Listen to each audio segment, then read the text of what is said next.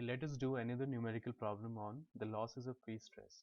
So the question is, a pre-stressed concrete beam 250 mm wide and 360 mm deep has a span of 12 meters. The beam is pre-stressed by steel wires of area 350 mm square provided at a uniform eccentricity of 60 mm with an initial pre-stress of 1250 Newton per mm square. So we have to determine the percentage loss of stress for two cases. First case is if the beam is a pre-tension beam and if the beam is a post-tension beam. These are the values which we have to use during the calculation. So the value of ES, that is the modulus of elasticity of steel, is given. The value of EC, the value that is the value of modulus of elasticity of concrete, is given. Ultimate creep strain is given. Shrinkage of concrete, see, these values are the values of residual shrinkage strain. The relaxation of steel is given as 5% of the initial stress, and the anchorage slip is given as 1.25 mm. Also, the friction coefficient of wave effect, that is the value of K, is given as 0.0015 per meter. Now, before continuing with the calculation of the losses, let us first find out the values of some constants which we will be using during the calculation. So the area of the beam section, now it is given that in the question it is a rectangular section, so the area of cross section will be B into D, and that is 250 into 360, which will give 9 into 10 to the power 4 mm square. Now in the question we are given that the initial pre-stress is 1250 Newton per mm square and the area of the wires is 350 mm square. So if I will multiply the stress with the area, I will get the total pre-stressing force. So the initial pre-stressing force, or the total pre-stressing force applied initially, P naught, can be calculated by multiplying area with the pre-stressing stress. So this will come out to be 437,500 newtons. So divided by 1000, we will get the value in kilonewtons. Now the moment of inertia for the rectangular section, we know that it is BD cubed by 12. So the value will come out to be 9.72 into 10 to the power 8 mm to the power 4. Now the modular ratio is ES upon EC. So just put the values. So the value of the modular ratio will come out to be 6. Now in the calculation of the losses due to the elastic shortening, there is one term FC. So just like we did in the previous videos, we will find out the values of FC by the same procedure. So we know that it is a rectangular section, therefore the neutral axis will lie at half of the depth, that is half of 360, that is 180 mm from the top and bottom. It is also given that the eccentricity of the pre-stressing wires is 60 mm from the neutral axis, and we know that whenever a pre-stressing force is applied in a concrete member, two types of stresses are produced. One is your direct stress and one is your bending stress. So now we have to calculate the total stress, that is summation of the direct stress and the bending stress at the level of steel. Okay, so the level of steel is this, okay, 60 mm from the neutral axis.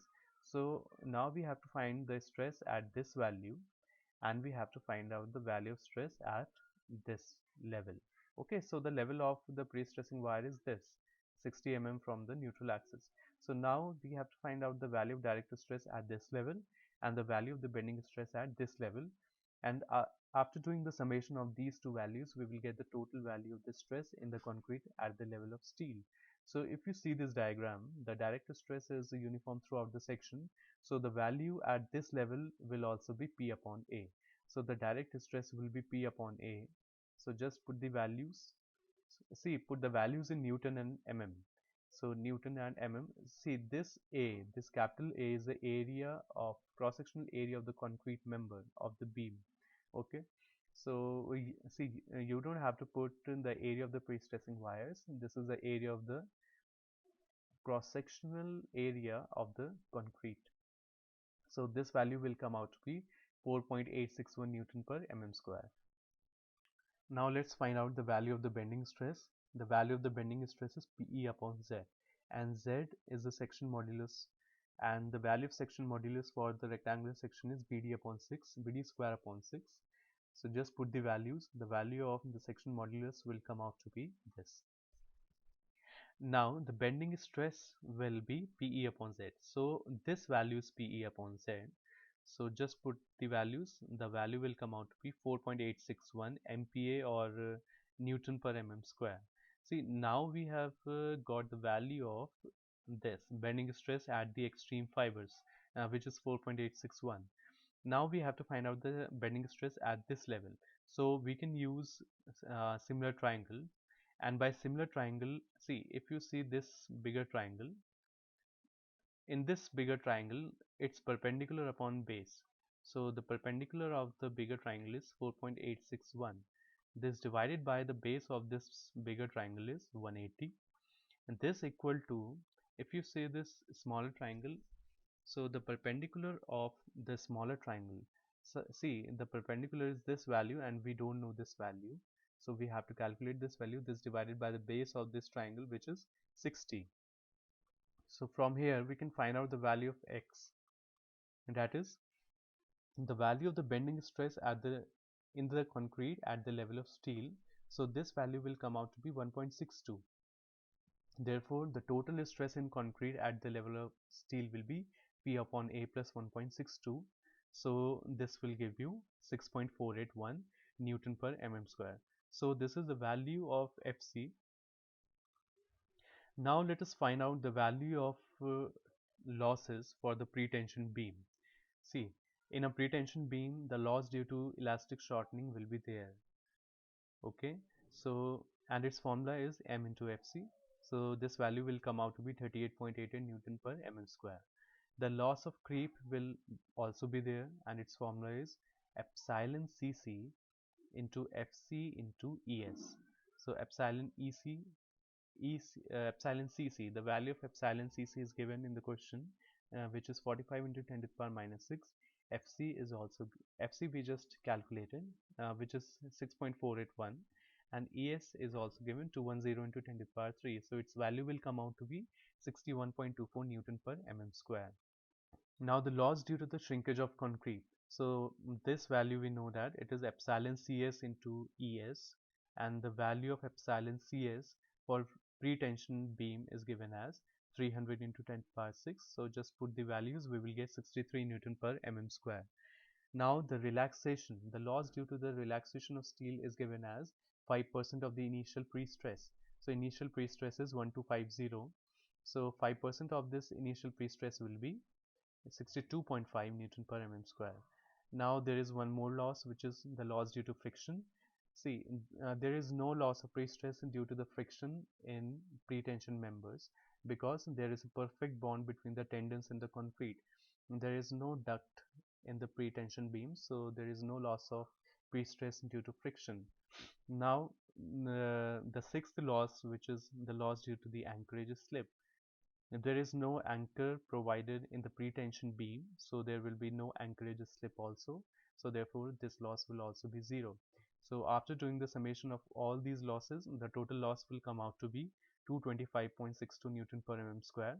Therefore the percentage loss of stress will come out to be total loss divided by the initial pre-stress in 200. So this will come out to be 18.05%.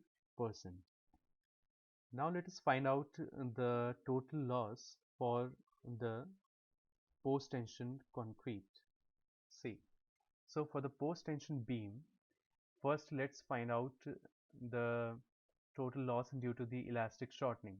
So we know that in a post-tension beam there is no elastic shortening of concrete.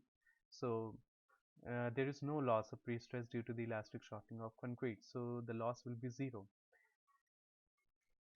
And now the loss due to the creep of concrete will be epsilon Cc into Fc into Es. So just put the values. The value will come out to be 29.94 Newton per mm square.